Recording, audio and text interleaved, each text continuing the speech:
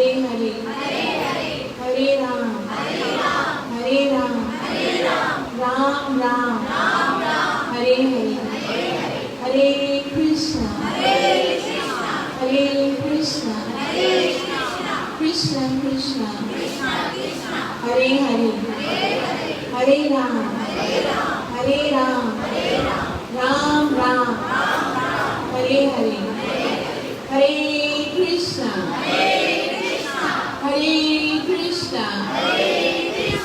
कृष्ण कृष्ण हरे हरे हरे राम राम राम हरे हरे सर्व विघ्न विनाशक नरसिंहदेव भगवान की सर्व विघ्न विनाशक नरसिंहदेव भगवान की भक्त श्रोमणी प्रहलाद महाराज की। हमारे जीवन में जो बाधाएं हैं, जो संकट है, जो प्रॉब्लम्स हैं, उन सबको समाप्त करने के लिए और भक्ति में अग्रसर होने के लिए नरसिंहदेव भगवान से प्रार्थना करते हुए नरसिंह कवच पढ़ेंगे। ओम अथ श्री प्रहलाद कृत श्री नरसिंहा कवचम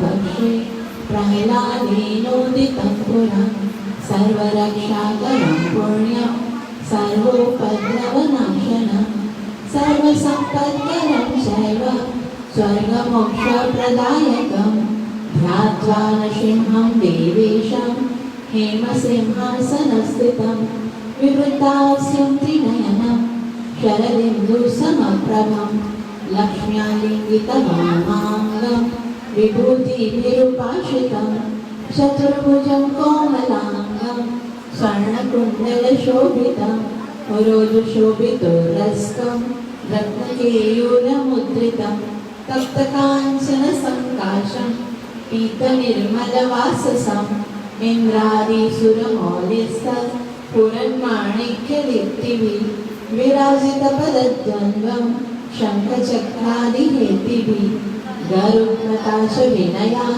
स्तूयमानं मुदान्वितं सहृत्कमलसंवासं कृत्वा तु कवचं पठेत् नृसिंहो मे शिरं पातु लोकरक्षात्मसम्भव सर्वगोपीस्तम्भवास बालं मे नृसिंहो मे दृशौ पातु सोमसूर्याग्निलोचनं स्मृतिं मे पातु नरहरि मुनिवर्यास्तु प्रिया नासां मे सिंहनासस्तु मुखं लक्ष्मी मुखप्रिया सर्वविद्याधिपं पातु नृसिंहो रसना मम वक्त्रं पातु इन्दुवदनं सदा प्रह्लादवन्दितं नृसिंहः पातु मे कण्ठं स्कन्दौ भूभर्णान्तकृत् दिव्यास्तशोभितभुजौ नृसिंहः पातु मे भुजौ करौ मे देववरदौ नृसिंहः पातु सर्वतः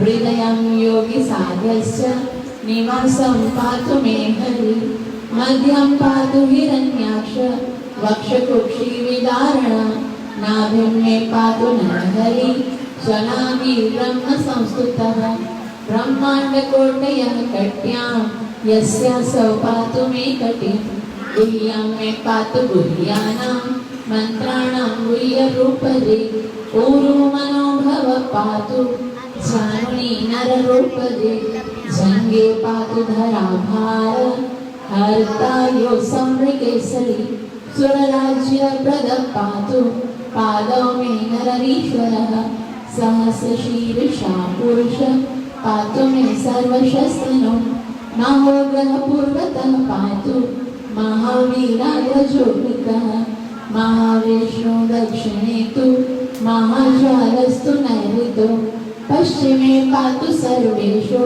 दिशि मे सर्वतोमुख नृसिंहः पातु वायव्यां सौम्यं भीषणविग्रह ईशान्यं पातु भद्रो मे सर्वमङ्गलदायक संसारभयदः पातु मृत्योर्मृत्युनिकेसरी इदं नरसिंहः कवचं प्रह्लादमुखमण्डितं भक्तिमान्यः पठे नित्यं सर्वपापैः प्रमुच्यते पुत्रवान् धनवान् लोके दीर्घायुरुपजायते यं यं कामयते कामं तं तं प्राप्नोति संशयम् सर्वत्र जयमाप्नोति सर्वत्र विजयी भवेत् भूम्यन्तरिक्ष दिव्यानां ग्रहाणां विनिवारणं वृष्टिकोरगसम्भूत विशापहरणं परं ब्रह्मराक्षसयक्षाणां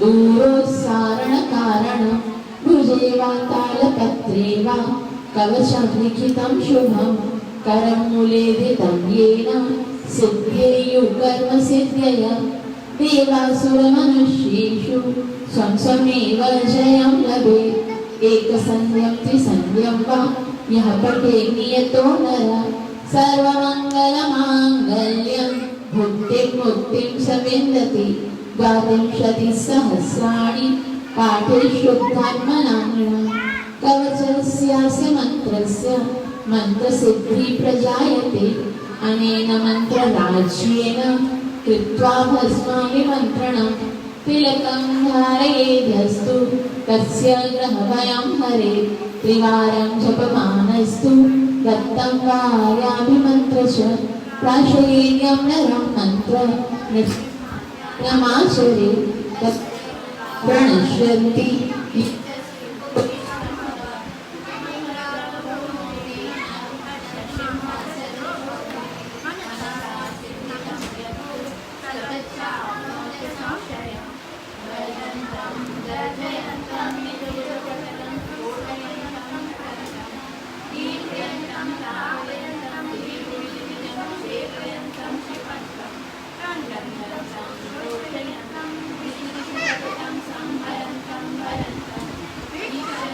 गुरुणयन्तं करनिकरशत दिव्यसिंहं नमामि इति श्रीब्रह्माण्डपुराणे प्रह्लादप्रोक्तं श्रीनरसिंहकवचं सम्पूर्णम् सर्वविघ्नविनाशक नृसिंह भगवान की सर्वविघ्नविनाशक नृसिंह भगवान की सर्वविघ्नविनाशक नृसिंह भगवान की भक्तवत्सल नृसिंह भगवान की भक्त श्रोमणी प्रहलाद महाराज की प्रभुपाद की ग्रंथराज भागवत महापुराण की सीताराम लक्ष्मण हनुमान की गौरव प्रेमानंद परम सौभाग्य से विभूषित हरे कृष्ण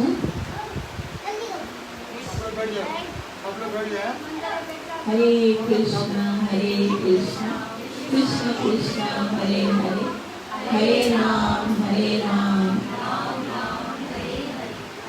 परम सौभाग्य से विभूषित मर्यादा पुरुषोत्तम श्री राम की कथा श्रवण करने के लिए हम सब एकत्रित हुए हैं और इस कथा में प्रवेश करने से पहले गुरु और गौरांग से आशीर्वाद लेते हुए मंगलाचरण करेंगे ताकि हम जो कुछ श्रवण करने वाले हैं उसका पूरा लाभ प्राप्त हो सके जो कि है कृष्ण प्रेम की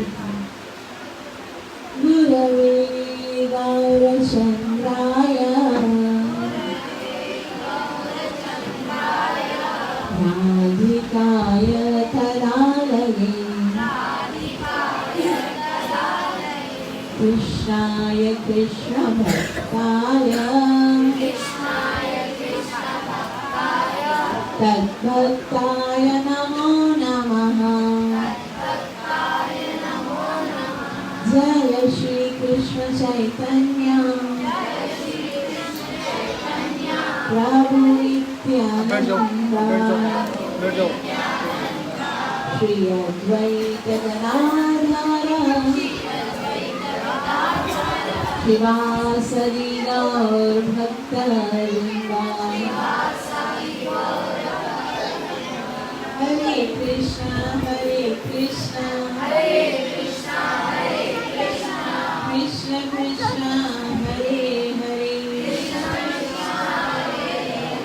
हरे राम राम राम हरे हरे लोका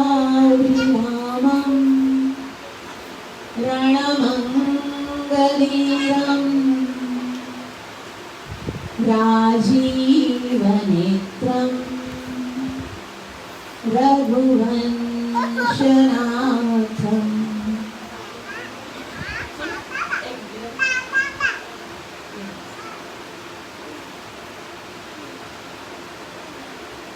कारुण्यरूपं करुणाकरन्तम् श्रीरामचन्द्रं शरणं प्रपद्ये। सिया राममयि सब जग जानी, करहु प्रणाम जोर जुग पानी। जनक सुता जग जननी जानकी, अतिशय प्रिय करुणा निधानिकी। ताकी जुग पद कमल मनाऊं, तासु कृपा निर्मल मति पाऊं। मनोजवं मारुततुल्यवेगं, जितेन्द्रियं बुद्धिमतां वरिष्ठम्। वातात्मजं वानरयोद्धमुख्यम्, श्रीरामदूतं शरणं प्रपद्ये। भक्तिहीन तनु जानिके, सुमिरो पवन कुमार। बल बुद्धि विद्या देहु मोहि, हरौ कलेश विकार। श्री गुरु चरण सरोज रज, निज मन मुकुर सुधार। वरणो रघुवर विमल यश, जेदायक फलदान। श्री राम जय राम जय जय राम।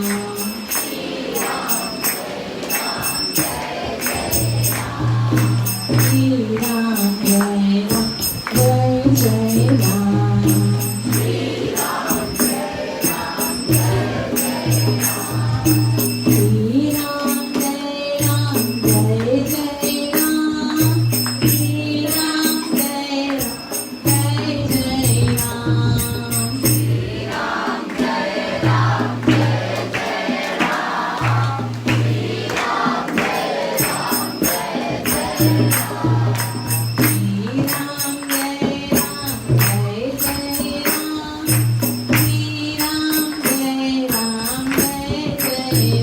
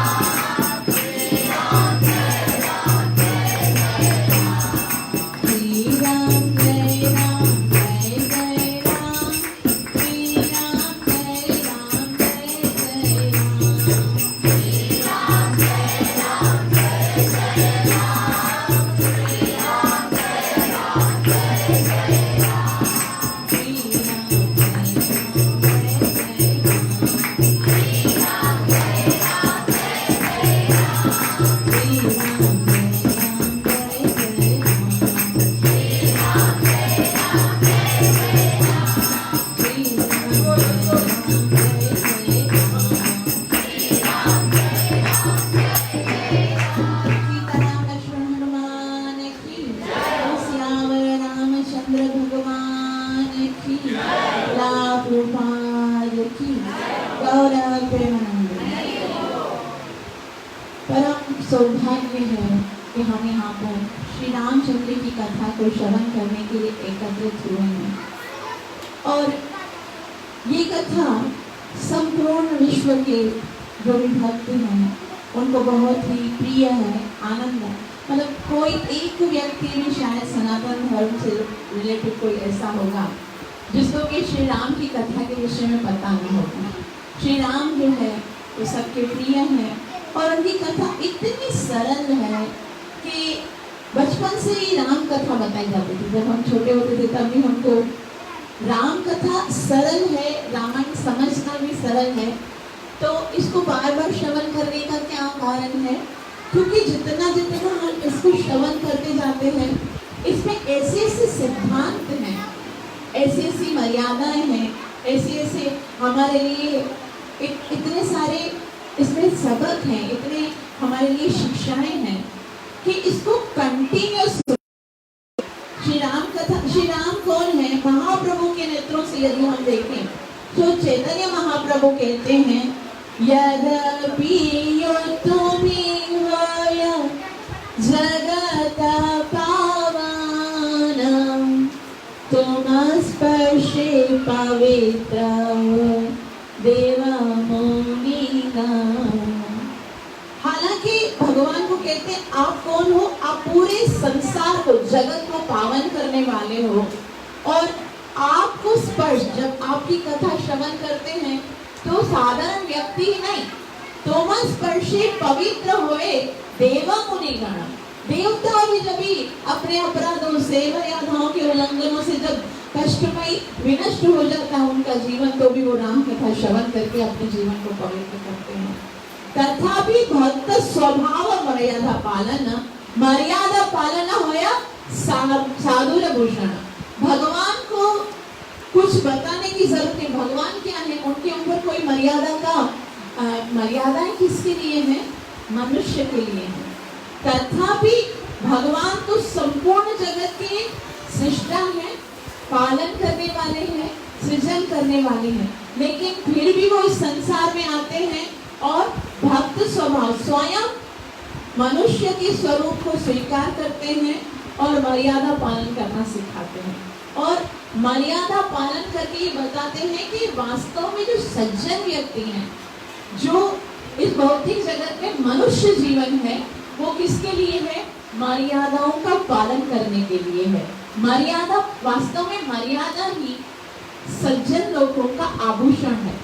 यदि किसी व्यक्ति के पास बहुत ज्यादा एजुकेशन हो, बहुत ज्यादा धन हो, अच्छी कुल में भी वो जन्म ले लिया हो, लेकिन यदि उसके अंदर मर्यादा नहीं है, यदि उसका कैरेक्टर अच्छा नहीं है, तो फिर उसका कोई इम्पोर्टेंस नहीं है। और इसीलिए एक सोफिस्टिकेटेड, एक सज्जन व्यक्ति का जो आभूषण है वो क्या है? मर्यादा। आज व्यक्ति जो है बड़े बड़े ना उसके पास डिग्रीज होती हैं, बहुत सारे ज्वेलरीज पहनते हैं, अच्छे अच्छे ब्रांडेड ड्रेसेस पहनते हैं, लेकिन अगर उनके अंदर मर्यादा नहीं तो कैसा है?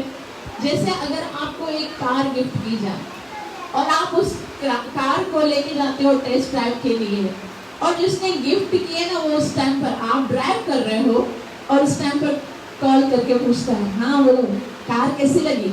आप बोलोगे वाह कार तो जबरदस्त है। वो पूछेगा रंग कैसा है? रंग तो जबरदस्त है। स्टीयरिंग कैसा है? एक्सीलेंट। सीट्स कैसी हैं?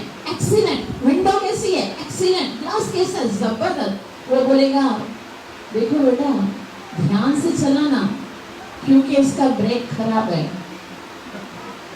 तो क्या होने वाला है? चाहे कितनी ही अच्छी गाड़ी हो, अगर ब्रेक खराब है तो डायरेक्ट एक्सीडेंट हो जाएगा, फिर तुम्हारी हड्डी बसने टूटने ही वाली है।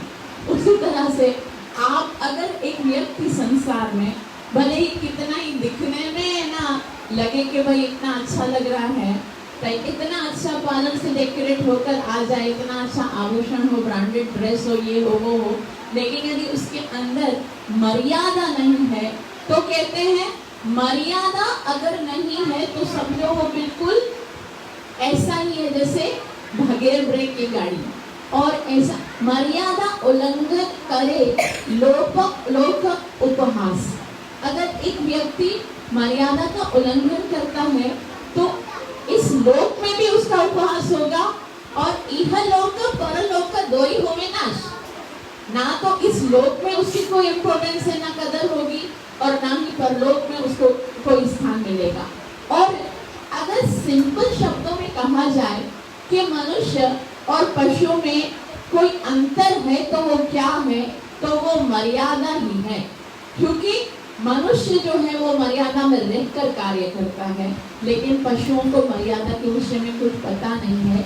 और इसी मर्यादा की शिक्षा देने के लिए साक्षात भगवान अपने साकेत धाम से नीचे उतरते हैं, पृथ्वी पर नर लीला करते हैं, और मर्यादा का पालन करके हमको सिखाते हैं कि मनुष्य को कैसे जीना चाहिए।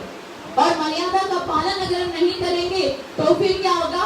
उपहास होगा इस लोक में भी, और ये जीवन भी दुखमय होगा, और फिर परलोक में कोई स्थिति नहीं, कोई स्थान नहीं मिलेगा। इसीलिए ये कथा प्रारंभ होती है देनुमती यानी गोमती नदी के तट पर। 88,000 ऋषि मुनि सूत जी से प्रश्न करते हैं, और वो कहते हैं, हे सूत जी, आपने तो सारे वेद शास्त्र पढ़े हैं, और ना केवल पढ़े हैं बल्कि आपने उनको अपने जीवन में उतारा है, और उन पर बहुत व्याख्याएं की हैं। बार बार आपने उनको डिटेल से बताया है, उनको सबको समझाया है। तो आपसे हम ये प्रार्थना करते हैं कि इस संसार के दुखी जीवों को सुखी करने का कोई उपाय बताइए। कलयुग में लोग अधर्म में लग जाएंगे, और घोर कलयुग में मन को शांत करने के लिए, भगवान को प्रसन्न करने के लिए, और भगवान की ओर आकर्षित होने के लिए ऐसा क्या करना चाहिए? हे सूत जी, आप बताइए। तो सूत जी कहते हैं, श्रवण ऋषि सर्वे, हे सारे ऋषियों, अब आपने जो मुझसे पूछा है ना, इसके विषय में मैं बता रहा हूँ। यदिष्टम योग अदाश्रुता, मैं तुम्हें बता रहा हूँ गीतम स्वतंत्रम कुमाराय। ये वो नहीं है जो मैं बता रहा हूँ, ये तो वो है जो चतुष कुमार ने, सनत कुमार ने नारद मुनि को बताया था, वही बात मैं बता रहा हूँ। और वो क्या है? वे कहते हैं, रामायण महाकाव्यम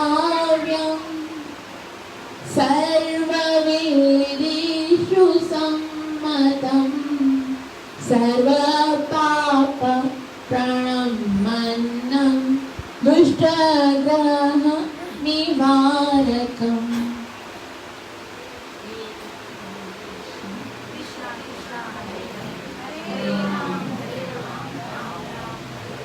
इस कलयुग के लोगों को पुनः मर्यादा की डोरी में बांधने के लिए, और इस संसार में मनुष्य को कैसे जीना है, दुखों को कैसे समाप्त करना है, वो सिखाने के लिए बस एक ही कार्य है। वो क्या है?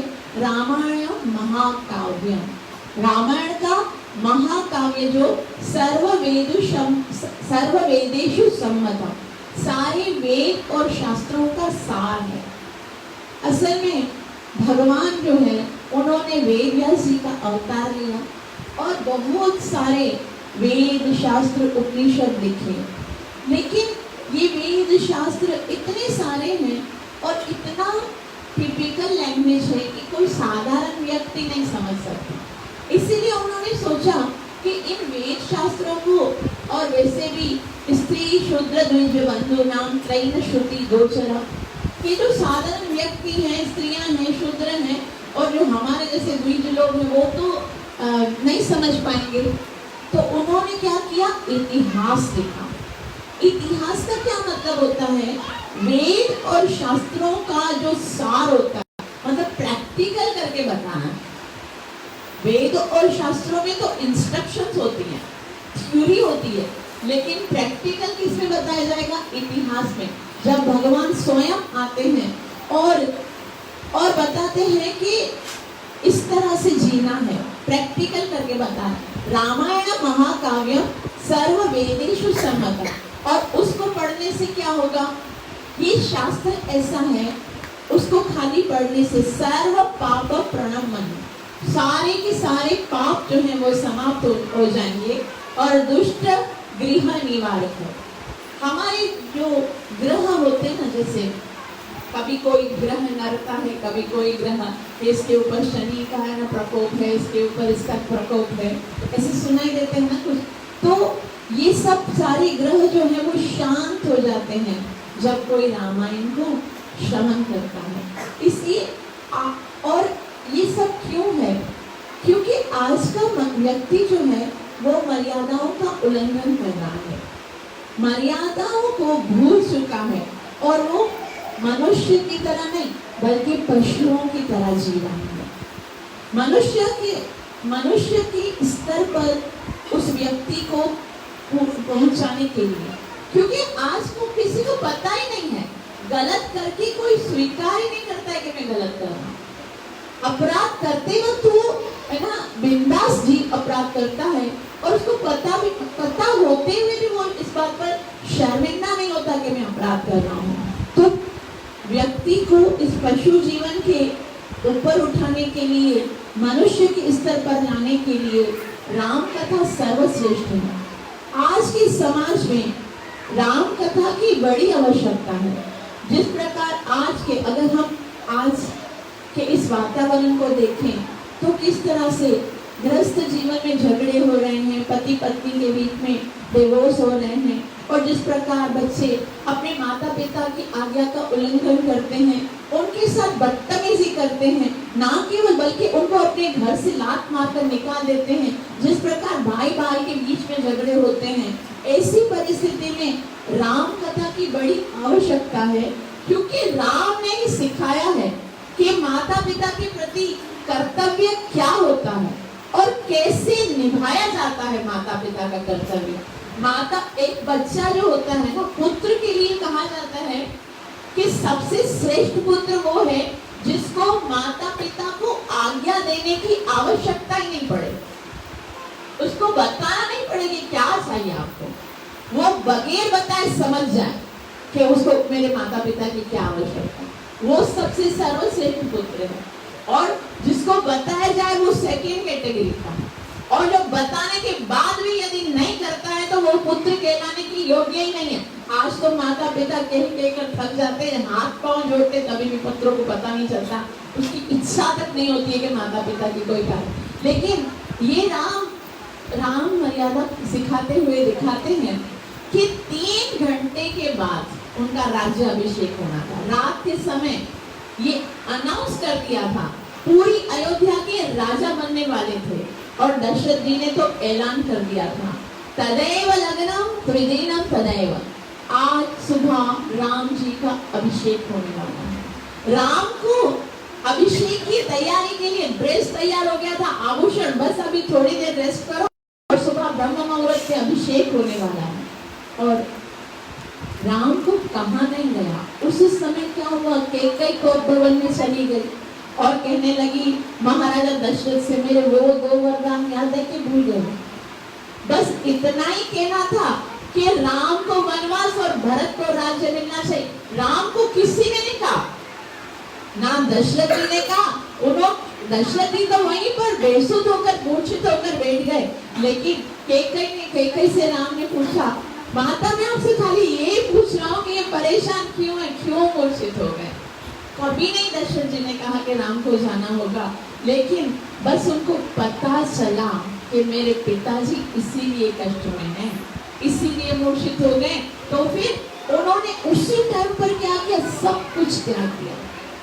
ये नहीं सोचा कि मेरा राज्य अभिषेक, पूरा अयोध्या का राज्य मिलने वाला था, लेकिन उस समय वो राज्य का जो वस्त्र है ना वो नहीं पहना, बल्कि कौन सा वस्त्र पहन लिया, वनवासियों का वस्त्र पहन लिया। और एक एक प्रसंग रामायण में इतना मार्मिक है, जब वो वनवासी का वस्त्र पहनकर कौशल्या माँ से आज्ञा लेने गए ना, तो क्या तो कौशल्या माँ ने कहा है, ये नहीं पूछा कि ये तुमने क्या किया राम, तुम तो अभी तो तुम्हारा राज्याभिषेक होने वाला है, तुमने ये वाला वस्त्र, ये वनवासियों का वस्त्र क्यों पहना है। बोला ये आज्ञा है इस पुत्र को कि मैं अब वनवास। तभी कौशल्या ने कहा बस इतना बता दो कि आदेश तुम्हारी माता का है या तुम्हारे पिता का है, क्योंकि यदि पिता का आदेश होगा तो मैं जिद करूंगी कि क्यों मेरे राम को भेज रहे हो। पिता का आदेश है, मैं उन्हें मना लूंगी, लेकिन अगर तुम्हारी माता का आदेश है फिर मैं बीच में नहीं आऊंगी। ये नहीं बोला कि वो तो मेरी सोतन है और तुम्हें भेजने वाली है, ऐसे नहीं कहा। वो तुम्हारी माता है और उसकी आज्ञा का पालन तुम्हारा कर्तव्य है, तुम्हें जाना चाहिए अगर माता ने कहा है। बस तुम्हारे पिता का होगा तो मैं उन्हें मना लूंगी। और हद तो तब हुई जब जिस भरत के कारण राम को वनवास मिला था, अभी तक तो भरत तो आए नहीं थे, वो तो ननिहाल गए हुए थे, लेकिन वो जाने से पहले श्री राम वशिष्ठ जी को कहकर जाते हैं कि मेरा छोटा भाई भरत अभी तक आया नहीं है, वो आएगा तो आप उसका राज्य अभिषेक कर दीजिएगा और उन्हें बताइएगा कि मेरी इसी में संतुष्टि है।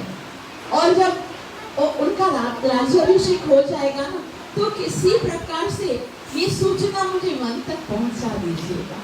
और जब मुझे वन तक ये सूचना मिल जाएगी ना, तो मैं भी वन के पशुओं के साथ मेरे भाई के राज्याभिषेक का उत्सव मनाऊंगा। और ये है भाई, और आज के भाई दो भाइयों में बंटवारा होता है, और जब बंटवारे के बीच में कुछ आधा पौना एक इधर उधर हो जाता है तो गले काटने के लिए तैयार हो जाते हैं। और राजा राम ये बताते हैं प्रजा के लिए एक राजा का कैसा कर्तव्य है, सब कुछ छोड़ भी देना चाहिए पड़े, पत्नी को अपने सुख को भी त्याग देना पड़े तो भी त्याग देना चाहिए, लेकिन एक पति को अपने पत्नी के लिए क्या करना है वो सिखाया कि अगर समुद्र पर सेतु भी बांधना पड़े और बंदरों से मित्रता करके राक्षसों पर विजय प्राप्त करनी पड़े, युद्ध करना पड़े, तो उससे भी कभी पीछे नहीं हटना चाहिए। तो इस तरह से बहुत बहुत शिक्षाएं हैं रामायण में। रामायण को 7 भागों में विभाजन किया गया है। वाल्मीकि जी ने इन 7 भागों का नाम 7 कांड रखा है, लेकिन तुलसी बाबा कहते हैं कि यह 7 सोपान है। जो भी हो, रामायण एक वट वृक्ष की तरह है, एक बड़ के वृक्ष की तरह है। और ये जो 7 इसके हिस्से हैं, इसके पार्ट हैं, पहला है बालकांड। बालकांड जो है वो जड़ है, मूल है। उसके बाद है अयोध्या कांड। अयोध्या कांड उसका फल है, तना है। उसके बाद है अरण्य कांड। अरण्य कांड उसकी डालियां हैं। उसके बाद है कष्कंधा कांड जो उसके पत्ते हैं। उसके बाद 5वां है लंका कांड जो उसके फूल हैं। उसके बाद सुंदर कांड है जो फल है, और 7वां है उत्तर कांड जो उस फल का रस है। जिस तरह से हम कोई भी शास्त्र पढ़ते हैं तो हमको पता होना चाहिए कि ये संवाद किसके अंदर हो रहा है ना। जैसे गीता में 2 लोग का संवाद है ना, धृतराष्ट्र को कौन बता रहे हैं? संजय बता रहे हैं। और अर्जुन को कौन बता रहे हैं? कृष्ण बता रहे हैं। तो 4 लोग हैं, 2 संवाद हैं, कृष्ण और अर्जुन का और धृतराष्ट्र और संजय का। उसी तरह से श्रीमद् भागवतम में अगर हम देखते हैं तो शुकदेव गोस्वामी किसको बता रहे हैं? परीक्षित महाराज को। और सूत गोस्वामी किसको बता रहे हैं? 88,000 ऋषियों को। और मैत्रेय जी किसको बता रहे हैं? विदुर जी को। तो इस तरह से भागवतम में 3 संवाद हैं। उसी तरह से ये जो रामायण है उसके असंख्य मतलब वक्ता हैं और असंख्य श्रोता हैं। वाल्मीकि ऋषि ने ये रामायण किसको सिखाई थी? लव कुश को। लव कुश ने वाल्मीकि जी से सीखी थी। और जब लव कुश ने ये रामायण सीखी थी उस समय उन्होंने जाकर अयोध्या में श्री राम को सुनाई थी। इतने छोटे से लव कुश थे, और जब वो रामायण को गा रहे थे पूरा अयोध्या जमा हो जाता था। और जब वो गाते थे सब इतना आनंदित होते थे, इतना आनंदित होते थे। स्वयं श्री राम जो है वो सुनते थे अपनी कथा, वास्तव में जब भगवान की कथा होती है ना, सबसे ज्यादा ईगरनेस जो होती है ना सुनने की, वो भगवान को स्वयं होती है कि मेरे बारे में बोला जा रहा है, मैं देखूं तो सही कैसे बोल रहे हैं और ये दिखा दे। श्री राम की वही बातें वो जो उन्होंने की है, वो लव कुश बता रहे हैं और श्री राम देखते देखते सबसे आनंद लेते हैं भगवान, और उससे ज्यादा आनंद लेते हैं हनुमान जी। कहते हैं कि जहाँ पर राम कथा होती है ना, वहाँ पर हनुमान जी आ जाते हैं, लेकिन हमारे पास तो पहले से आकर विराजमान हो गए थे, पता था कभी न कभी यहाँ पर राम कथा होने वाली। श्यावर रामचंद्र भगवान की, पवन सुत हनुमान की।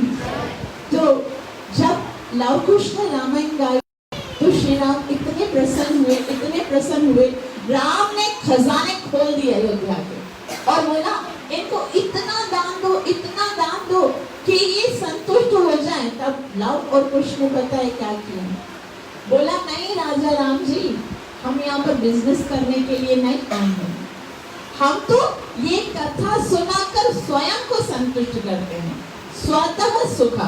ये तुलसी बाबा कहते हैं स्वतः सुख से तुलसी रघुनाथ लगा था। आप ये मत समझिए कि यहाँ पर वक्ता बैठकर आपको संतुष्ट करने के लिए कथा करता है, ऐसा कभी नहीं होता। अगर श्रोताओं को संतुष्ट करने की बात होती ना, तो शायद कोई कथा कर ही नहीं सकता, क्योंकि आधे से ज्यादा तो सो रहे होते, आधे से ज्यादा सोच रहे होते कब कथा खत्म होगी।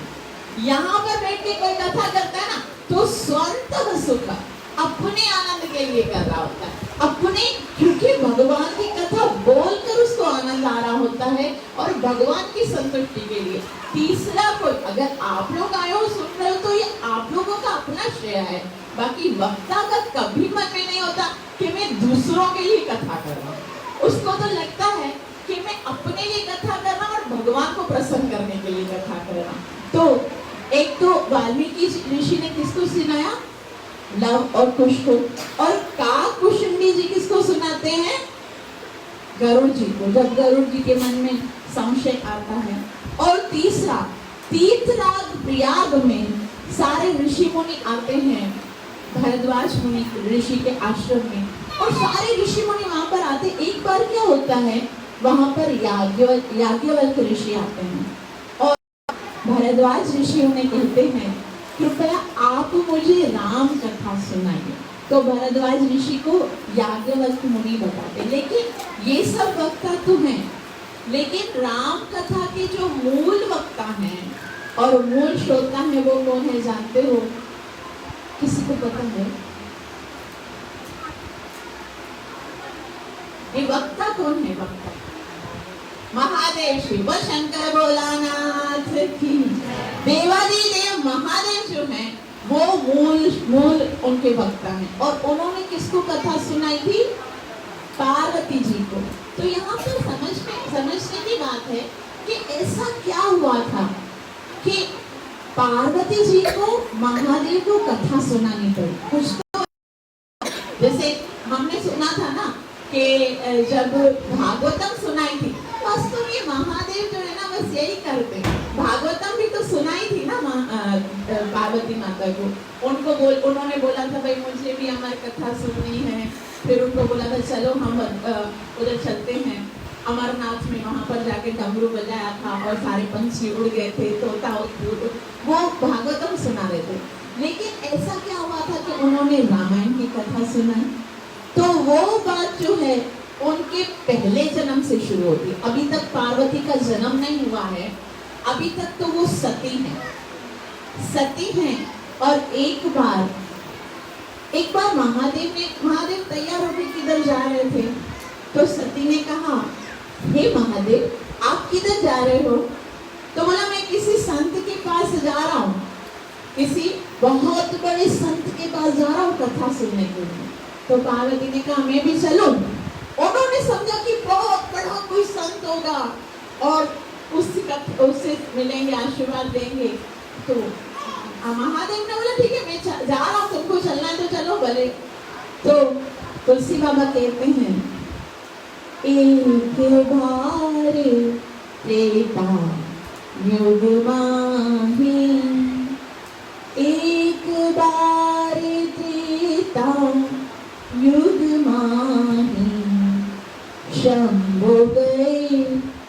ऋषि कुंभज नाही।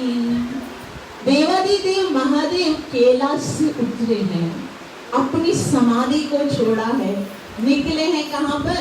अगस्त मुनि कुंभज ऋषि के आश्रम में जा रहे हैं।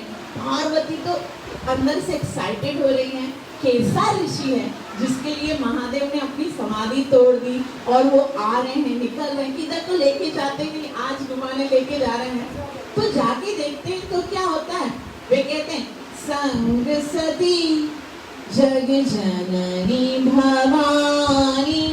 अकेले नहीं जा रहे हैं, अब तो अपनी पत्नी के साथ जा रहे हैं, क्या मतलब कृष्ण के साथ जा रहे हैं। और वहां पर पहुंच के सबसे पहले क्या करते, वो ऋषि कुंभज को प्रणाम करते हैं और ऋषि कुंभज जो है वो देवादिदेव महादेव को प्रणाम करते हैं। जैसे ऋषि ने प्रणाम किया है महादेव को, तभी से जो सती है उनके मन में आया, अरे ये कैसा ऋषि है, मैं तो समझी थी कोई बहुत महान ऋषि होगा, ये तो मेरे महादेव को प्रणाम कर रहा है, मतलब मेरे महादेव को प्रणाम करता है, मतलब उनसे बड़ा तो नहीं हुआ ना, जो बड़ा छोटा होता है वही तो प्रणाम करता है, बड़ा आशीर्वाद देता है।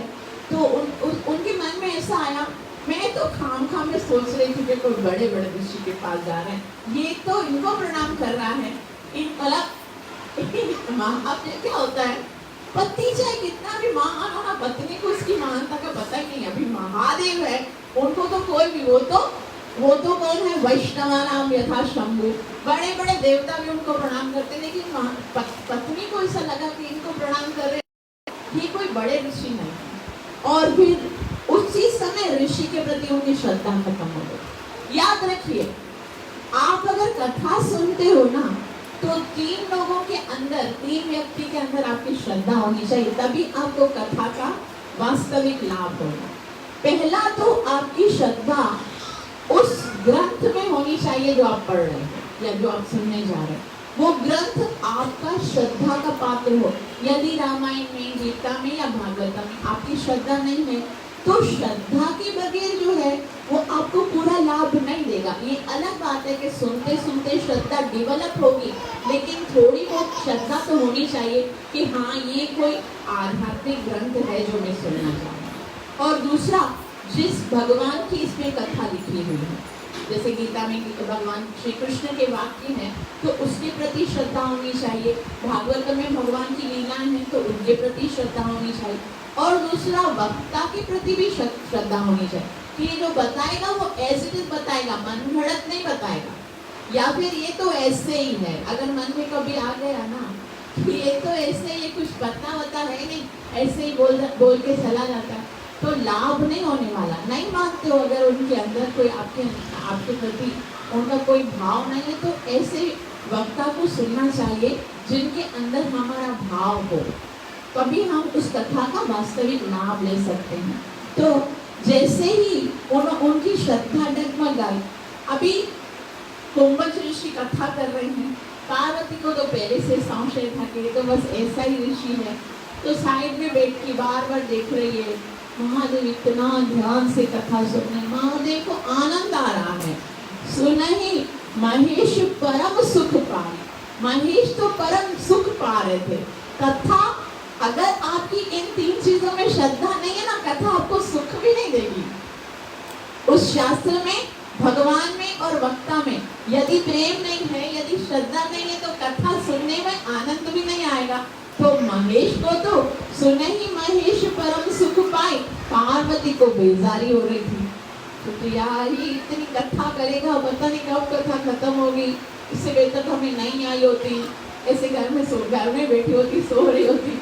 इतने सोचते सोचते नींद आ गई, पूरी कथा भी नहीं सुनी, नींद आ गई और थोड़ी देर के बाद जागी, अभी तक कथा हो रही है। तो महादेव को ऐसे जोर से माना, अल्लाह कितने से कथा बोल रही, कंटिन्यूअस कथा सुनना, चलो घर में काम वाम नहीं है क्या, इतने काम छोड़ के आई हो, चलो अभी यहाँ से। तो महादेव ने कुंभज ऋषि को प्रणाम किया, दंडवत किया, पसंद आ रही थी कथा, लेकिन अभी वो पत्नी बैठी है तो ऐसा ही होता है, कभी कभी है ना दिल करता है कथा सुनी जाए, लेकिन ये अब क्या करे, सम्मति ऐसा है, आंखें दिखाते लेके जाती है भाई चलो, या तो वो बोलते सुबह को मुझे उठना है, तुम यहाँ पे बैठी हो कथा तुमको समझ, बस यही काम बचा हुआ और कोई काम ही नहीं। तो बेचारे महादेव का भी यही हाल है, बोले ठीक है, पार्वती बोल रही थी चलो चलो, तो निकले। और जैसे ही वो जा रहे हैं बेल पे चढ़ के, तो उस समय अब त्रेता युग स्टार्ट हो गया था, श्री राम का जन्म भी हो गया था, और जन्म होने के बाद श्री राम को वनवास भी मिल गया था और सीता मैया का अपहरण भी हो गया था। उस समय जो राम की सिचुएशन थी, अचानक से उन्होंने देखा, बेल पे चढ़ के ऊपर से जा रहे थे और उन्होंने देखा श्री राम रो रहे हैं, और इतनी तो उनकी हालत थी कि बता ही नहीं जा सकते। लेकिन जैसे ही श्री राम को देखा तो महादेव ने वही प्रणाम किया। तो पार्वती को लगा ये मेरा पति है, जिसके किसको प्रणाम क्यों करता रहता है, ये सामने एक कामुक व्यक्ति है, रो रहा है, दिखने में भगवान बिल्कुल भगवान जैसे लग ही नहीं रहे थे, क्योंकि नर लीला कर रहे थे। एकदम लग रहा था कि एक ऐसा व्यक्ति है, रोए जा रहा है, उसकी पत्नी खो गई है, और कैसे कर रहा है। माँ श्री राम जिस तरह से कर रहे थे ना, आज का कोई बेवकूफ व्यक्ति भी नहीं करेगा। क्या कर रहे थे, हर किसी को देख रहे थे। एक पत्थर को बोल रहे थे, आपने मेरी सीता को देखा। एक वृक्ष को देख रहे थे, हे वृक्ष आपने मेरी सीता को देखा। चंद्रमा को बोलते, चंद्रमा आप तो हर जगह आपकी दृष्टि है, आपने सीता को देखा। और बोलते थे, हे खगमेघ मधुकर श्रेणी तुम देखी सीता मृग नयनी। काक को बुलाते, कौवा है ना उसको बुलाते, आप किधर जा रहे हो, जरा देखो तो दूर तक दृष्टि जाती है, जरा देखो मेरी सीता मिल रही है, कहीं सीता देख। मृग को बोलते थे, तुम्हारे नयन है ना जैसे, वैसे मेरी सीता के मैच करके देखो, ऐसी कोई मिलती है आपको, मेरी सीता को ढूंढ के लाओ। और वो बोलते थे, हे मधुमक्खी आप बताओ आप सीता है कहीं पर। और सबको पूछ रहे थे, वृक्षों को पूछ रहे, पत्तों को पूछ रहे, हवाओं को पूछ रहे, चंद्रमा को पूछ रहे। आज का कोई व्यक्ति ऐसे करेगा? अगर पत्नी खोएगी डायरेक्ट से जाएगा रिपोर्ट लिखवाएगा ना, लेकिन ये भगवान होकर ऐसे करे। तो अब बताओ, ऐसे देखते हुए कोई बोलेगा कि ये भगवान है? लेकिन ये तो नर लीला कर रहे थे। उस समय पार्वती, उस समय सती पूछती है महादेव से, महादेव किसको प्रणाम कर रहे हो? तब महादेव ने कहा, देवी ये वही है, ये वही भगवान है जिनकी कथा हमने कुंभज ऋषि के आश्रम में सुनी। वही भगवान नर लीला कर रहे हैं, उनको प्रणाम कर रहा हूँ। कभी सती बोलती है, मैं नहीं मानती ये भगवान है, ये भगवान जैसा लगता है। अगर ये भगवान होता तो अभी एक सेकंड में करोड़ों सीता अपनी बना लेता। याद नहीं कृष्ण ने जब ब्रह्मा जी सारे बछड़ों को लेके गया था, कैसे अपने आप को एक्सपेंड किया था, कितने सारे बछड़े, कितने सारे गैया बनाई थी कि नहीं बनाई थी। अब कृष्ण को कहाँ जोड़े राम के साथ? राम बेचारे सीधे साधे। वैसे तो कृष्ण और राम में कोई अंतर नहीं है। ऐसा नहीं है कि कृष्ण और राम दो हैं, ऐसा कहा जाता है, राम कृष्ण दो एक हैं, अंतर नाही निमेष, इनकी नयन गंभीर हैं, उनकी चतुर विशेष।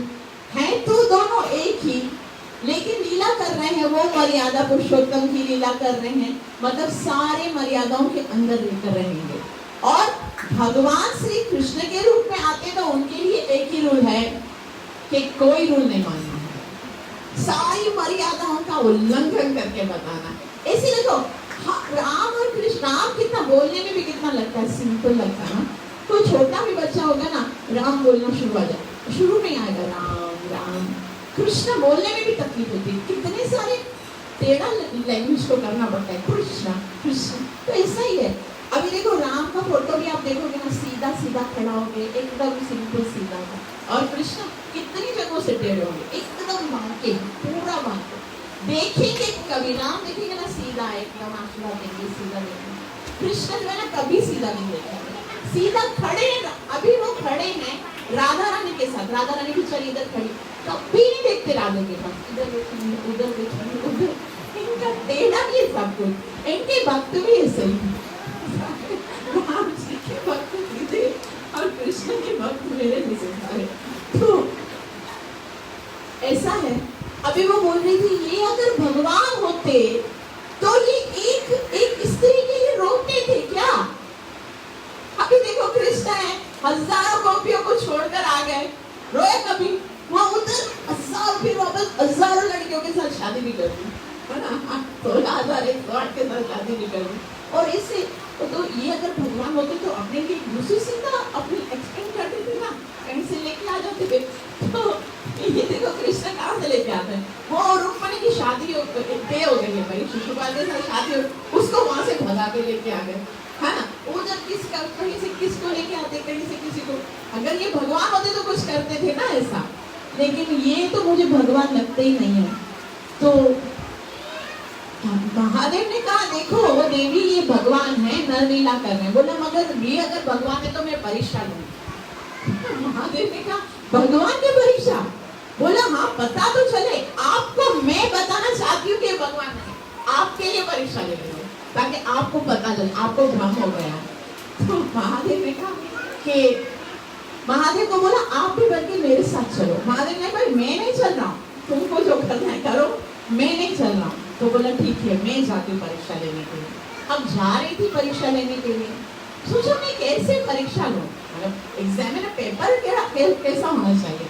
तो सोचा देखो ये अपनी पत्नी के लिए रो रही है, अगर मैं उनकी पत्नी बनकर उनके सामने जाऊंगी तो ये तो वैसे पत्नी पत्नी सीता सीता सीता सीता कर रहा है, मुझे देखिए क्या कोई ओ सीता तुम कहाँ थी, मैं कितना तुम्हें याद कर रहा था, तुम्हारे लिए मर रहा था, तुम कहाँ चली गई थी मुझे छोड़कर, ऐसे बोलेगा ना, जाहिर सी बात है ऐसे बोलेगा, मर रहा है अपनी पत्नी के लिए। तो क्या करते हैं, यहाँ से श्री राम जो है वो पूछता है सीते सीते तुम कहाँ हो, ऐसे बोल रहे हैं, और वहां से वो आती है सीता जैसा ड्रेस पहन, सुंदर तो थी ही, अभी वो श्रृंगार भी सीता के जैसा किया है, और वो ऐसे आ रही हैं। जैसे आती हैं श्री राम के साथ करीब आती हैं तो श्री राम उनको प्रणाम करते हैं, प्रणाम करके उनको पूछते हैं, दोनों हाथ जोड़कर बोलते हैं कि हे मैया आप इतनी रात को अंधेरे में इस जंगल में क्या कर रहे हैं, महादेव कहाँ है? उसी टाइम पर उनको ऐसा लगा ये धरती फट जाए, मैं इसके अंदर चली जाऊं। मैं तो सोच रही थी कि मुझे सीता समझेगा और ये मुझे मैया कहते। तो आचार्यगण कहते कि आखिर श्री राम ने पहले उनको प्रणाम क्यों किया, वो भगवान है, महादेव को प्रणाम करना समझ में आता, लेकिन ये दुर्गा को या फिर ना ये सती को प्रणाम करने का क्या कारण है? तो महादेव यहाँ पर भगवान ये दिखाना चाह रहे हैं, वाह मेरी मैया, ये जो मेरी माया है वो तो साक्षात महामाया को भी नहीं छोड़ती, ये दुर्गा है उसको भी भ्रमित कर दिया। और पहला बता दे, श्रीमद् भागवत में लिखा हो मोहियंती सूर्यो, बड़े बड़े सूरज, बड़े बड़े जो देवता हैं वो भी भगवान की माया से मोहित हो जाते हैं, वो तो समझ में आता है, ये महामाया स्वयं जगजननी वो भी मुझे देखकर मोहित हो गई है।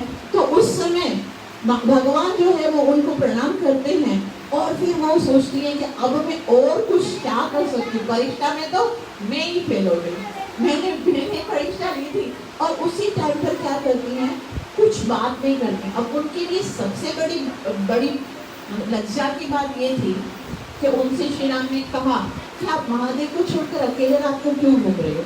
कितनी बात है, उनको तो दिल में लगा वाकई में महादेव को छोड़कर मैं अकेले क्यों आई हूँ। अगर ये वाकई में कोई दूसरा व्यक्ति होता, अगर ये राम नहीं होता, कोई दूसरा व्यक्ति होता, उनकी पत्नी बनके मैं उनके सामने आई हूँ, तो फिर तो क्या सीन बनता था। ये तो भगवान ने मुझे प्रणाम कर रहा है, वो भाग गई वहां से, कुछ नहीं किया, और जाके वहां पर महादेव जो है वो बैठे हुए थे बरगद के पेड़ के नीचे। और महादेव ने पूछा, हाँ सती आ गई परीक्षा लेकर? तब अब वो क्या बोले कि मैं परीक्षा लेकर आई हूँ, क्या बोले, क्या परीक्षा ली?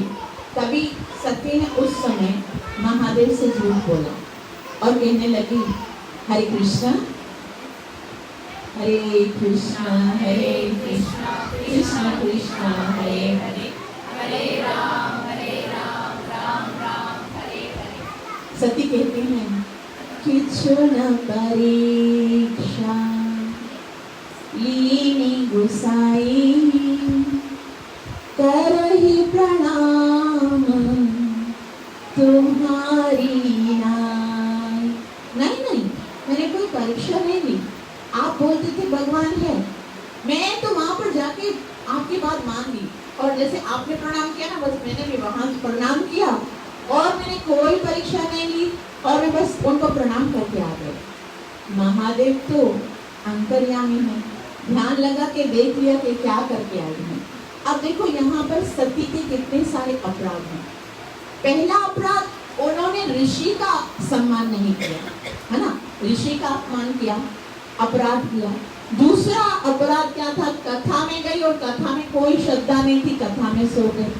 तीसरा, उसके बाद उन्होंने भगवान को देखा, बताया भी महादेव ने कि ये भगवान है, लेकिन भगवान को नहीं स्वीकार किया, और उसके पति की बात भी नहीं मानी। पति ने बोला था मत लीजिए परीक्षा, लेकिन अपने पति की बात नहीं मानी। उसके बाद भगवान की परीक्षा लेने के लिए चले गए, और भगवान की परीक्षा भी कैसे ली, उनकी पत्नी का रूप धारण कर लिया ना, अपना स्वरूप छोड़ दिया और भगवान की पत्नी का स्वरूप। लेकिन रामायण यहाँ पर ऐलान करती है कि ये सारे अपराध क्षमा हो जाते अगर वो शिव जी से झूठ नहीं बोलती। क्योंकि अगर हम कोई अपराध कर लेते हैं तो ये गलत नहीं है, अपराध हो जाता है। जीवा स्वभाव से दुष्टा, बशर गलती का पुत्र है, ये अक्सर हो जाती है। गलती होना गलत नहीं है, लेकिन गलती को स्वीकार न करना ये बहुत बड़ी गलती है।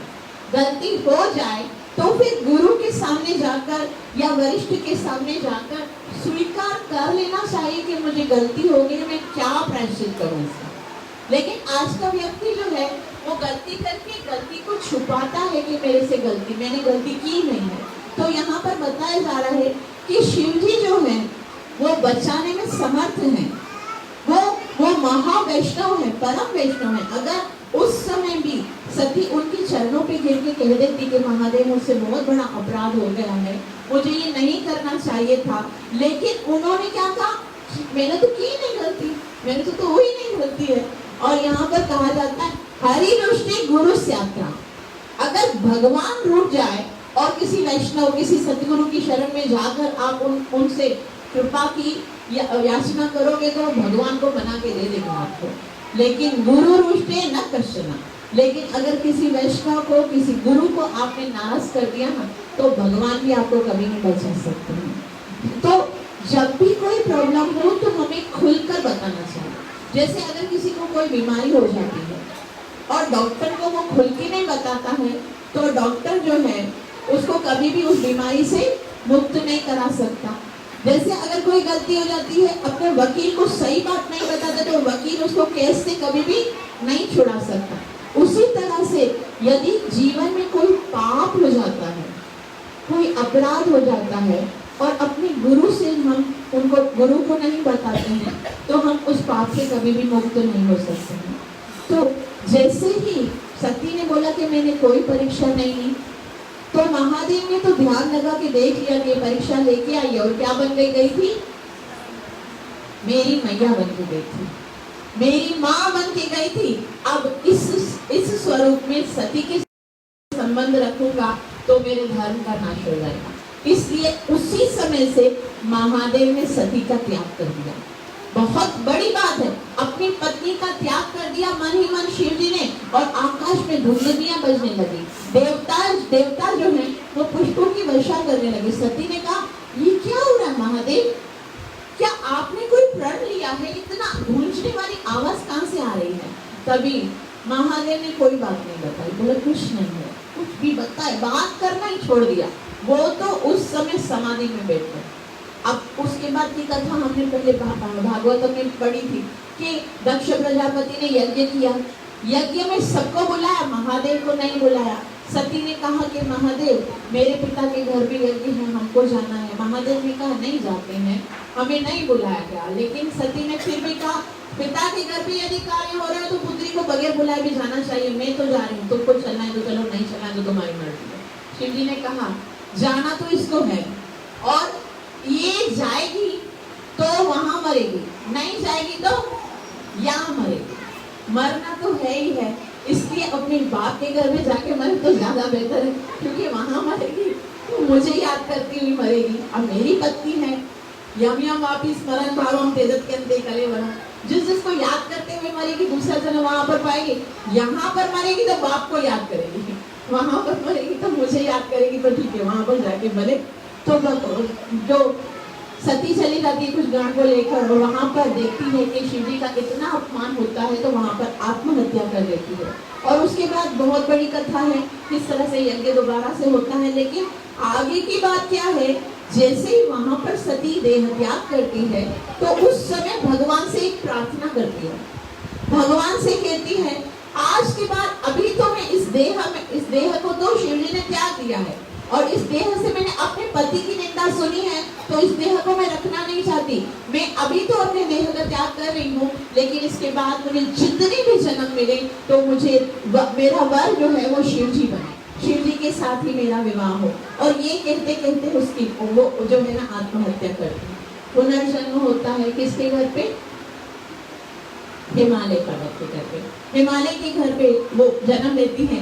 वहाँ बचपन से ही पैदा हुई है, तब से उनकी रति मति मन बुद्धि सारा का सारा शिव जी के प्रति, क्योंकि शिव जी को याद करते करते उन्होंने, ऐसा बोलते ना, जैसा जैसा मन होता है वैसा वैसा दूसरे जन्म में जितने जितने स्टेज पे आप होते हो ना, वहीं से आप आगे उठते हैं। तो पूरा का पूरा मन शिव जी में लगा हुआ था। नारद मुनि आकर शिव जी के गुणों की बखान करते हैं, तब तो मन में बचपन से ही सोच लिया शिव जी को ही पति के रूप में प्राप्त करना। इतनी तपस्या करती है, इतनी तपस्या करती है। सारे जो देवी देवता आते हैं वो सब आके उनकी परीक्षा लेते हैं। ब्रह्मा जी आते परीक्षा लेते हैं, सब लोग बोले कुछ भी हो जाए, सब बोलते हैं भाई ये शिव जी के साथ विवाह करोगे। ये शिव जी जो है वो नागों को पहनता है, विभूति लगाता है, सब ऐसा भंग पीता है, भूत पड़े तो वो बोल देती चाहे कुछ भी हो जाए, वरहु शंभु ने तो रहूं कमारी, अगर विवाह करूंगी तो शिव जी के साथ करूंगी, वरना तो मैं विवाह ही नहीं करूंगी। तो इतना इतना मतलब महादेव की ओर आकर्षण था। और फिर आगे आता है कि पार्वती का जो है वो शिव जी के साथ विवाह होता है, और विवाह होने के बाद कुछ समय के बाद 2-4 दिन के बाद ही अभी आए हैं महादेव का पूरा जो मन है वो ध्यान में समाधि में लगा रहता है। साथ में बैठी हुई है पार्वती और महादेव से कहती हैं, हे पतिदेव विवाह हो गया, आपने मुझे कुछ दिया नहीं, हम लोग कहीं घूमने भी नहीं गए। तो महादेव ने कहा आपको क्या चाहिए देवी? बोला मैं आपसे कुछ मांगू आप दोगे? महादेव ने सोचा अब जाहिर सी बात है, विवाह हुआ है नया नया, तो क्या बोलेगी किधर हनीमून पे लेके चलो या कोई गिफ्ट दो। तो वो तैयार थे, बोला ठीक है आप उससे मांगो, मैं आपको आप जो मांगोगी वो देकर मुझे खुश होगी, आप बताओ आपको क्या चाहिए। तो उस समय पार्वती क्या मांगती हैं? वो कहती हैं मैं आपके मुख से राम कथा सुनना चाहती हूँ। श्री कृष्ण उस समय पार्वती क्या बोलती है? मुझे राम कथा सुननी है। ये गृहस्थ यहाँ से बताया जाता है, एक गृहस्थ आश्रम कैसा होना चाहिए कि बात होनी चाहिए भगवान के विषय में। आज पार्वती ने जैसे ही बोला है कि मुझे राम कथा सुननी है, तो कैलाश में धुंधलियां बजने लगी। सारे देवी देवता खड़े होकर देख रहे हैं। पति अभी, क्योंकि सारी देवी देवताओं की योजना थी शिव जी और पार्वती की विवाह करवाने के लिए, वो राक्षस को है ना मारना था इसके लिए। तो वो सोच रहे थे कि ये देखो पति पत्नी है, नई नई शादी हुई है, और वो क्या कह रहे हैं, शिव जी के मुख से मुझे राम कथा सुननी है। और उसी समय शिव जी ने बहुत ही सुंदर बखान किया है राम कथा के विषय में। कहते हैं कि पार्वती ये जो राम कथा है ना, ये सुनने से तुम्हें पता है क्या होगा? बोला नहीं, आप बताइए उसकी महिमा क्या है। शिव जी कहते हैं मंगल भवन अमंगल हारी, मंगल भवन अमंगल हारी, द्रवहु सुदशरथ अजीर बिहारी। जब राम कथा सुनेंगे ना तो सब और मंगल ही मंगल हो जाएगा, यानी कि सारे जितने संकट है, जितने प्रॉब्लम्स है, जितने दुख दर्द है, वो स्वतः खाली कथा श्रवण से अमंगल हारी, अमंगल खत्म हो जाएगा और मंगल ही मंगल छा जाएगा और इसी से जीवन में आनंद आएगा। और पार्वती को धन्यवाद कहते हुए कहते हैं, धन्य धन्य गिरिराज कुमारी, धन्य धन्य गिरिराज कुमारी। ये देवता लोग मुझसे तुम्हारी शादी करने के लिए मुझे जबरदस्ती कर रहे थे और मैं सोच रहा था कि ये तो गिरिराज, ये हिमालय की पुत्री है ना। मैं सोच रहा था तुम तो हिमालय की पुत्री हो, तो हिमालय तो एक पर्वत है ना, तो मैं समझता था तुम्हारा हृदय भी पर्वत की तरह कठोर होगा, लेकिन तुम तो धन्य हो, पत्थर की कन्या होते हुए भी तुम्हारा हृदय इतना कोमल है। धन्य धन्य गिरिराज कुमारी, तुम समान नहीं कोई उपकारी, इससे बड़ा उपकारी कोई हो ही नहीं सकता संसार में। आपको मैं कथा सुनाऊंगा और ये कथा चहु और गूंजेगी और सारे जीव का, सारे विश्व का इसी कथा के लिए कल्याण हो जाएगा, इसी कथा को श्रवण करके। और यहाँ पर शिव जी जो है वो पार्वती का धन्यवाद कर रहे हैं। हालांकि कथा सुनाने वाले का धन्यवाद करना चाहिए ना, कि देखो आपने मुझे कथा सुनाई उसकी, लेकिन शिव जी बताए कथा सुनाने वाला तो तब सुनाएगा जब सुनने वाला कोई होगा, है ना। अगर सपोज यहाँ पर कथा रखी जाए, मैं आज कोई सुनने वाला ही नहीं होगा तो कथा, अगर कोई सुनने वाला ही नहीं होगा तो कथा नहीं होगी। लेकिन अगर यहाँ पर मैं नहीं आती हूँ, आप लोग सब आ जाते हो, तो कोई ना कोई कथा सुनाएगा ना, किसी न किसी को बिठा देंगे कि भाई आप ही सुना दो, दीदी नहीं आए आप ही सुना, बिठा देंगे ना किसी को, ये प्रभु को बिठाएंगे, ये माता जी को, किसी तो सुनाने वाले का कोई इम्पोर्टेंस नहीं है। यहाँ पर बता रहे हैं कि वक्ता जो है वो तो बस एक इंस्ट्रूमेंट है, वो तो खाली मैसेज दे रहा है, लेकिन कथा बोलने वाले के ऊपर श्रोता का उपकार होता है। श्रोता जो है वो कृपा करता है कि सुनने के लिए बैठता, वरना कौन आज बैठता है, सुनना किसको अच्छा लगता है। तो वक्ता के मुख से कथा और कुछ नहीं है, बस वो श्रोताओं का भाव ही रिफ्लेक्ट होकर आता है। श्रोता अच्छा हो, उसके मन में भाव है, तो भगवान वही शब्द निकलवाते हैं वक्ता के मुख से। तो वे कहते हैं कि आपका बहुत बहुत आभार है कि आपने मुझे राम कथा कहने के लिए प्रेरित किया है। और पूछे हो रघुपति कथा प्रसंगा, सकल लोक जग पावनी गंगा। आपने रघुपति की कथा बताई है, जिस तरह से गंगा पूरे संसार को पावन करने वाली है, उसी तरह से ये कथा जो है सकल लोक जग पावनी गंगा, ये गंगा से भी बेहतर है। गंगा तो कहीं जाएगी नहीं, ये कथा तो जगह जगह पर जाकर जीवों को पालन करेगी। और तुम रघुवीर चरण अनुरागी, कहना हो प्रसन्न जगत हित लागी। तुम तो रघुवीर के चरणों की अनुरागी हो, तुमने मुझसे रघुवीर की कथा सुनने के लिए कहा है, और ये पूरे जगत का हित करने वाली है। और बहुत बहुत शिव जी पर प्रसन्नता करते हुए कहते हैं, जिन हरि कथा सुनहि नहीं काना, जिन हरि कथा सुनहि नहीं काना, श्रवण रंद आई भवन समाना। हे गिरि जी, मैं तुम्हें बताऊं, ये कान भगवान ने दिए कथा सुनने के लिए हैं। जिन्हें हरि कथा सुने नहीं काना, जिनके कान के अंदर भगवान की कथा नहीं जाती है, वो कान थोड़े हैं।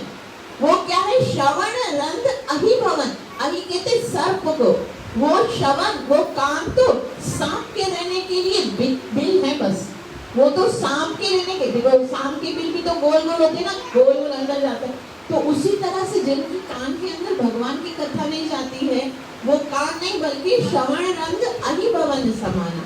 और जिनके हृदय में भगवान की भक्ति नहीं है, जिन हरि भगति हृदय नहीं आनी, जिन हरि भगति हृदय नहीं आनी, जीवन श्रवण समान सो प्राणी। वो तो जीते जी मुर्दे के समान है, जिसके हृदय में भगवान की भक्ति नहीं है, क्लेश कठोर निष्ठुर सोई छाती, सुनाई न हर्षित जो राम कथा थी।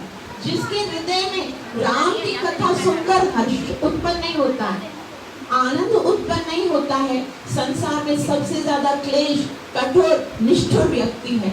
राम कथा, और वो कहते हैं राम कथा कैसी है जानती होगी जा? राम कथा सुंदर करतारी, राम कथा सुंदर करतारी, संशय विहीन उड़ावन हारी। कि हमारे हृदय में जितने भी संशय हैं, जितने भी डाउट्स हैं ना, उनको खत्म करने के लिए, डाउट कैसे हैं? ये पंछियों की तरह है। जैसे पंछी होते हैं ना, किसी वृक्ष के ऊपर अगर पंछी बैठा हुआ है तो आप क्या करोगे? उस पंछी को उड़ाने के लिए आप जोर से क्लैप करोगे ना, तो क्या होगा? वो पंछी उड़ जाएगा। तो उसी तरह से हृदय के अंदर जो संशय है ना, भगवान कहते हैं संशय आत्मा विनश्यति, नायम लोको अस्ति न परो न सुखम संशय आत्मा। जीवन में जो अगर भगवान के प्रति, भगवान की कथा के प्रति आपके संशय है, तो वो संशय आपको ना इस संसार में सुखी होने देंगे और ना ही आपको आध्यात्मिक जगत में जाने के लिए आपके मार्ग को छोड़ेंगे। इसलिए संशय जो है वो खत्म होने चाहिए। तो संशय कैसे खत्म होंगे? राम कथा सुंदर करतारी। ये तो एक ऐसी तालीम है, जब राम कथा श्रवण करेंगे तो हृदय से खुद ब खुद संशय। जब गरुड़ जी के मन में संशय आया था कि मैं तो गरुड़ हूँ और मैं अगर नहीं आता तो सर्पपाश से कैसे छुड़ते राम, मैंने छुड़ाया। तो उस समय राम ने उनको बोला जाओ क्या करो, जाओ काकभूषणी से कथा सुन के आओ। कथा सुनोगे तो संशय खत्म हो जाएंगे। तो ये राम की कथा जो है आत्मा के सारे संशयों को दूर करने वाली है। तब गिरिजा पूछती है, पार्वती पूछती है कि मुझे ये बताओ कि राम है कौन? ये राम के विषय में बताओ कि जिसकी कथा का इतना महत्व है, वो राम है कौन? मैं तो ऐसे ही पूछ रही हूँ, राम कथा बता, पहले राम को इंट्रोडक्शन को करवाओ, वो कौन है? तो बहुत ही सुंदर इंट्रोडक्शन कराते हुए कहते हैं, श्रीमद भगवान की। राम के विषय में बताते हैं, बिन पद चलहि सुनाई बिन काना, बिन पद चलहि सुनहि बिन काना, कर बिन करम करहि विधि नाना। पार्वती राम के विषय में बताऊं, राम वो है जो बगैर, जिनके पैर नहीं है और वो चलता है, बिन पद चलहि, कहीं पर भी पहुंच जाता है, और सुनहि बिन काना, उनके कान नहीं है लेकिन फिर वो कुछ भी सुन लेता है। यानी या फिर ऐसा है कि वो अपने कोई भी इंद्रिय के द्वारा कोई भी कर बिन कर्म करहि विधि नाना, अपने हाथों की नहीं, हाथों की नींद नहीं है उनको, वो सारे संसार को बगैर सांस लेकर वो पूरे ब्रह्मांडों को बनाते हैं और उनको पालते रहते हैं। उनको किसी, वो भगवान का क्या मतलब है जानते हो? यहाँ पर जिन शब्दों में कहा है वो कहते हैं भगवान मतलब जो हर एक इम्पॉसिबल कार्य को पॉसिबल बना दे। इतना ही है भगवान का मतलब, कि हर एक इम्पॉसिबल कार्य को पॉसिबल बना दे और हर एक पॉसिबल कार्य को इम्पॉसिबल बना दे। जो होने वाला है वो बदल सकते हैं, वो जो कार्य कर सकते हैं हम सोच नहीं सकते हैं।